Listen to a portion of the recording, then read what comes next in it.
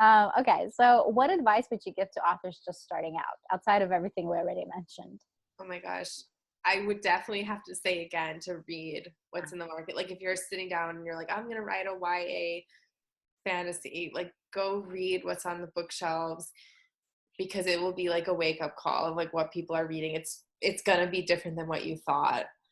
Um and Well, then yeah. can you, I'm just curious to know, like, was there something specific that you thought was in demand that you realized was not really in demand animore because of Well, with TV? the dystopian, yeah. Uh-huh. Because I was like, oh yeah, like everyone's reading dystopian, Hunger Games, Yeah. like but by the time Divergent. yeah, and by the time I finished mine, I was like, why is this not getting published? I started doing more research, and everywhere agents were saying dystopian market is saturated. We don't want to see any more dystopian. So it's like, okay, so I was off on that one. I um, know. It gets really tricky with following trends, right? Like it's like this fine line of you want to follow a trend, but you also can't be too late in following the trend. like when and who decides like it's over this trend and we're on to the next thing. The market decides. I know. When people stop buying vampire books, that's when we realize we've had Yeah, enough. but then who knows? Like maybe someone will come up with a really good, new, innovative vampire novel, and then Yeah, we'll read it. So true. Very true. I know, because it's very tough. people who love vampires don't love it anymore, Hmm. like they're over it, or maybe they still do, and they'll be somebody. Well, yeah, I mean, it's a fickle market. Nobody really knows. I don't think anyone knows. Like, I don't think so. And if they say they know, they're probably lying. yeah, but you do. I mean, you should still read You what's should up. still.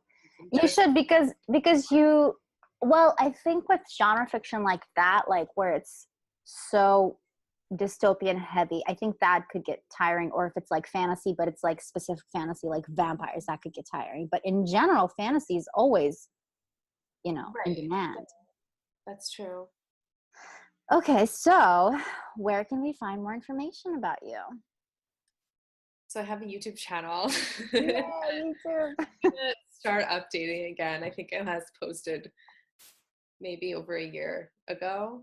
Hmm. And I try to give updates on anything new that's happened, and also just I write about or I talk about the process that I'm going through and the different stages of editing, and I share tips that I come across. So that's one way. And then I also have the website. It's faithconsiglio.com, and I just have a little bit of about the two novels that I worked on, and like I said, the edited query letters, and then I have a list of links that have helped me. Hmm. So Oh, that's really useful. The list of links, that's really yeah, great. I think I have Brendan Sanderson's Oh, YouTube you have it on as there? one of them, Yeah. probably. Brandon Sanderson is the king. Yeah, I'm like so embarrassed because I actually never read You his never read it? no, but I mean I've read like portions of them, but Mm-hmm. just Right. his advice I feel like is applicable to different types of fantasy and science fiction. So I think it's worth looking into, even if you're not like a fan of his, or if you read his book and didn't like it. I still think Mhm. Oh yeah, super helpful. I mean, he's a master of concepts, of just like really unique fantasy concepts, and also like battle scenes and fight scenes. yes, He's really right. brilliant. He has a really good lesson on writing and Yeah, I watched. like movies and how it's Mhm. written. It's really good. Yeah, it's really, really helpful. I remember I watched that particular lecture Mhm. because I was like, for somebody who skips a lot of fight scenes in books and You're like, just like, how do I write these? I know, I'm like, Yeah. I don't know what I'm doing here. Okay, but yeah, it's very helpful. Are you Um, reading any books now? um, yes, ish. I had for a bit. I had like 5 books going, which I just think I Yeah, can't do. that's a lot. It's I a kind of lot. I know. I and because I'm like, oh, I should read that book and I should read that book, and well, the book that I'm reading now, I definitely recommend in terms of the descriptions. Yeah, I you think told me. I was gonna look it up yesterday, but I didn't have the chance. What was it called again? her first book is called A Star Touched Queen, and I Mm. actually finished it, and I'm reading the second one, Wow. The Crown of Wishes. And like the first book, I feel like it was exactly what I needed because I some of my descriptions were lacking in certain scenes in my book, and I just needed inspiration on like to Right. just immerse myself in someone else's descriptive language, and just not that I want to like emulate exactly what she did, but you just get a sense of what kind of things you should talk about when you're trying to build a world. Yeah. And her descriptions are so beautiful. I just Oh, I love that. over and I over. think that's really helpful. Absolutely. I'm gonna look it. I'll look it up. If you just read like the first 2 pages, I feel like that would be inspiring. Yeah. That's saying something because the first two pages sometimes can be. Yeah, and I didn't even think, I mean, her plot's not like amazing. Like if I wouldn't be hooked just if it was just like the plot, but the Mhm. writing itself, it's like you go into a dream or something. Mhm. Oh, I love that. Yeah, the last book I read was actually right before like the last full book I read was right before the conference we went to in New York, and it was called Deathless by Kath, Catherine Oh, I've Valente, I heard think. of it. Yeah. It's really well written. That is a very lyrical, Yeah. prosy book because it's kind of like it's based on Russian fairy tales, so it's written a little bit like a fairy tale, Yeah. and um it's an interesting take on a typical fairy tale, but it's definitely not like a there was like some issue that I had with the plot itself, but the descriptions and the prosy language, that was so pretty, and it was very inspiring too to know how to. So maybe I'll look at that one next. Yeah, it was it's very poetically written, like. Yeah. But I think that was her inspiration because she tried to emulate a lot of like these Russian authors, I see. like Pushkin and Dostoevsky, and in that like prosy language. Yeah. So um I think that you can incorporate that into, even if it's just a little bit, like yeah. little pieces of that. I Well, you think know what's funny about incorporating poetic descriptions? I find that because I write poetry, and then I just I read your poems that you put on Twitter. oh yeah, which one? The Oh wait, what was it In the called? Heavens Up Above Us, that Heavens one. Above Us. Yeah. It was Yeah. really beautiful. Oh, thank you. Yeah, and so I write poetry, and I've been writing for a long time. I've learned a lot, blah blah blah. But the thing is that I find that in novel, when I incorporate some poetic language, people when I've had beta readers like Be like, what is this? highlight things and go, this doesn't make any sense because It's it too literally doesn't. abstract for what they've been reading. Yeah, they can't. People go, well, this usually it's not said this way, like it's said this way, or like I Hmm. remember I was saying like the stark difference between these two is very deafening, and I meant that like it's deafening because obviously you don't hear a difference unless you're listening to sound. Right.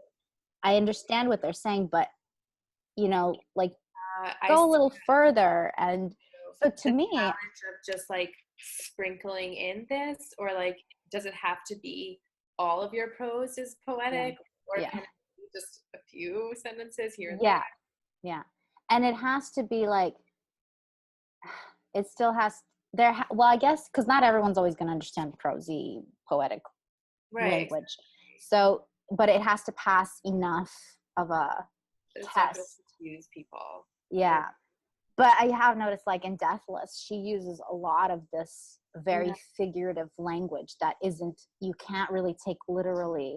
right. So I don't know, it's an interesting balance. It's an interesting challenge too. Just like everything in I'm writing. having that now because it's like, well, I know my third chapter, you had said like, yeah, there's not enough description in this. Mm-hmm.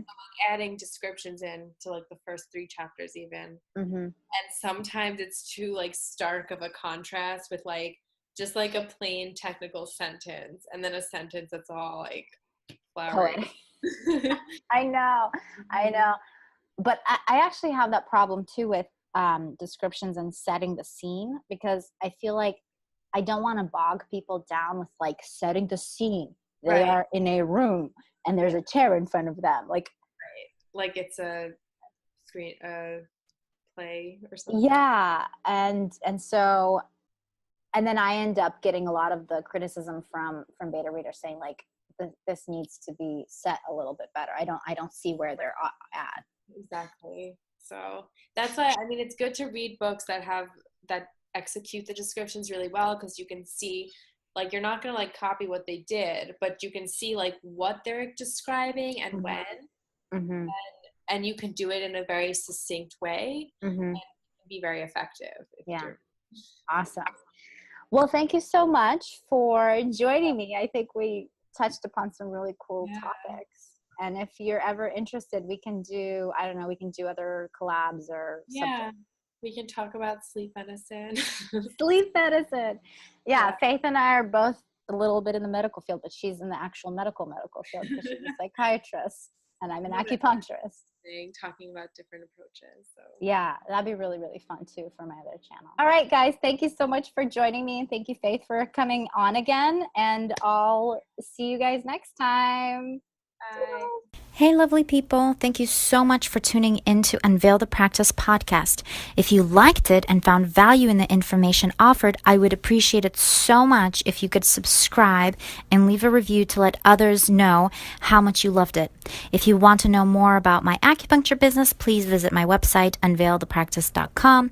If you'd like to know more about my writing, please visit my other website, victorianicola.com. Victoria spelled Viktoria. Nicola spelled Nikola.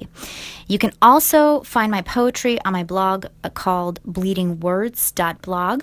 I'm wishing you all a wonderful day, and I hope to see you tune in next time. Bye.